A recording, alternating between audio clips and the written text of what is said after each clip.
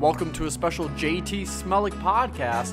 On today's episode, we are discussing one of the most interesting things to happen to sports in years, and that is the folding of the AAF Football League.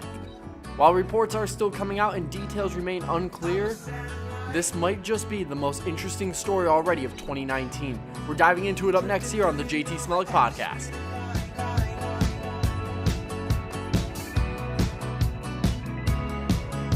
Welcome back, ladies and gentlemen. JT Smelik here.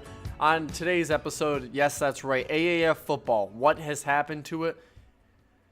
For those of you who don't know, the AAF Football League began its inaugural season with quite the play. It was a big hit on a quarterback, and it was supposed to be a fun football league, the American Football League. In fact, it was called the Alliance of American Football. Now, while it hasn't technically folded, it's all but over. It suspended football operations, and things are looking like it is officially done. Betting websites, DraftKings, Fantasy Kings, whatever you want to call them, all of them are basically divvying up who they think would have won using analytics and based on record and talent, and they're divvying out the prizes as we speak. Termination date was April 3rd for its players. They did leave open a possibility to relaunch if they found a new investor. Tuesday's suspension was viewed by most as the end of the startup professional football league, leaving the XFL in question moving forward. Can it succeed? That's not what we're talking about today, though. What happened to the AAF? Lasting just 8 weeks in 2019 has to be one of the most interesting things. And it all begins with Carolina Hurricanes owner Tom Dundon. This is where it gets interesting. This man funded the AAF Football League. Now, he wasn't the founder of the league. Don't get this mixed up. He committed $250 million to the AAF in February. This helped keep the league afloat as it was having financial issues. Now, before we even dive into anything, it's very important to note that the collapse of the AAF has nothing to do with TV ratings. Though it dropped off after its big opening weekend, it still held respectable ratings per Action Network's Darren Rovell. Many are reporting currently that the collapse is directly tied to Dundon. Now, this is where things start to get really interesting. It's hard to pinpoint what the exact issue is, and we could be seeing many lawsuits getting ready to happen as we move forward here. Days before the AAF suspended football operations, Dundon did come out and tell USA Today he needed cooperation with the NFL Players Association, the NFLPA, in order to feed current NFL players into the league and therefore maintain the AAF's viability. Basically, what wanted to happen was Dundon wanted to create a minor league for football, for the NFL. He wanted to create the spring league for players to hone their skills. Direct quote, "If the players union is not going to give us young players, we cannot be a developmental league." Now, he wasn't the founder of the AAF. Keep this in mind. He was someone who became the largest shareholder, basically. Ebersol and Polian were not in agreement. Those were the two founding owners of the AAF. When it came time to shut it down, Dundon was the sole authority on that matter. While the two owners disagreed, Dundon had the final say. Bear in mind, the two owners also agreed that the NFLPA agreement was not necessary for the AAF to succeed. Now, here's where things really start to get interesting. Reports have come out from players. Denard Robinson, you might remember him if you are a Michigan fan or you live in the state of Michigan, you've seen him play in college. He signed with the AAF. Final quarter of his final game in the AAF, he tore his ACL. He currently does not know how he plans on recovering and paying for that, being the AAF is no longer going to help fund his recovery.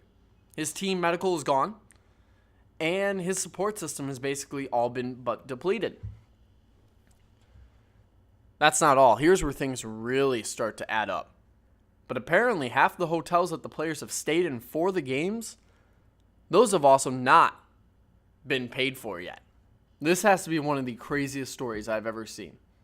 Dundon was funding the AAF on a week-to-week basis. As of last Tuesday, he had invested $70 million of the $250 million he committed to the league.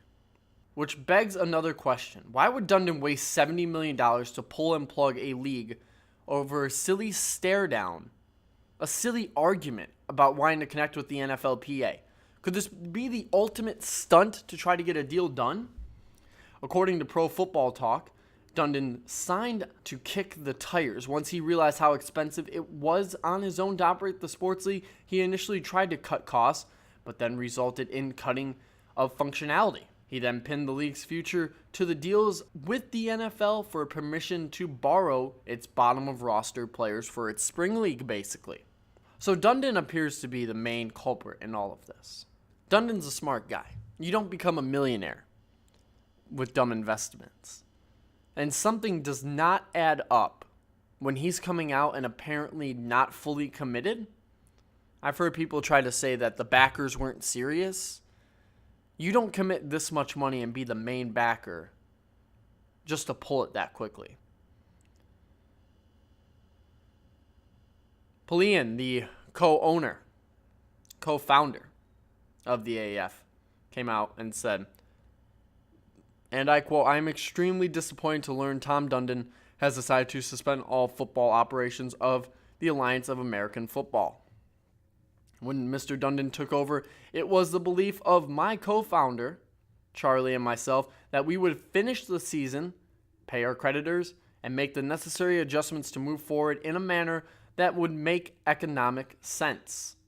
The momentum generated by our players, coaches, and football staff had us well positioned for future success. Regrettably, we will not have that opportunity." So basically with that saying right there, if it's not already set in stone, that sounds like it's about it. The AAF, the one season, baseball, hockey, basketball will remain. The XFL will be launching round 2, 2020. I don't feel it's fair to give my thoughts on the full matter here because, well, Tom Dundon is the main culprit here. Yet there has to be a lot more to this story than most people are going to be leading on. How will this play out? I can see Dundon getting sued. Very hard. People like Denard Robinson, players associations, hotels, fees not being paid. Something isn't adding up here. Someone's not committed fully, and it has to be more than just Mr. Dundon. While he is the largest backer, there has to be other issues within the league, especially, I think, of backers and league staff not using their money correctly. Because if you're going to launch a football league, I'm confused on how Dundon was the main proprietor when he didn't join till February. If you're not joining till February and you needed that much money to stay afloat, I'm sorry, how serious were the rest of your backers? And more importantly, where was the misstep that you didn't have enough money to get through your inaugural season? Johnny Manziel, once more, is out of a job. The CFL, AAF, NFL, it's all over. Where do we go from here? Will the XFL succeed? Will Vince McMahon pull it off? I don't want to say no.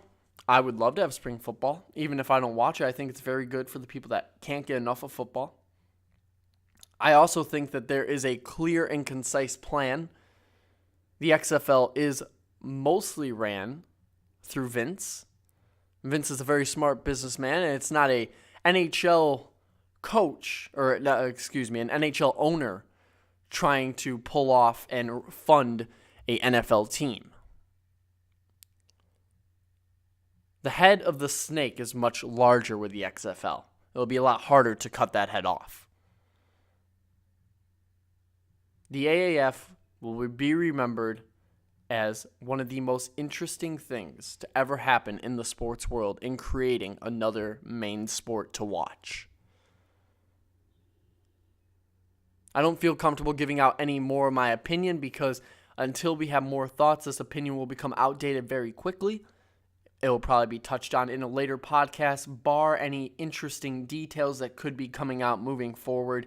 But Hopefully, we have another podcast rolling out on Monday. You're not going to want to miss it, guys. You're tuning on in to the JT Smelik podcast. I've been happy to have you guys along on the ride, and I'll see you guys on Monday.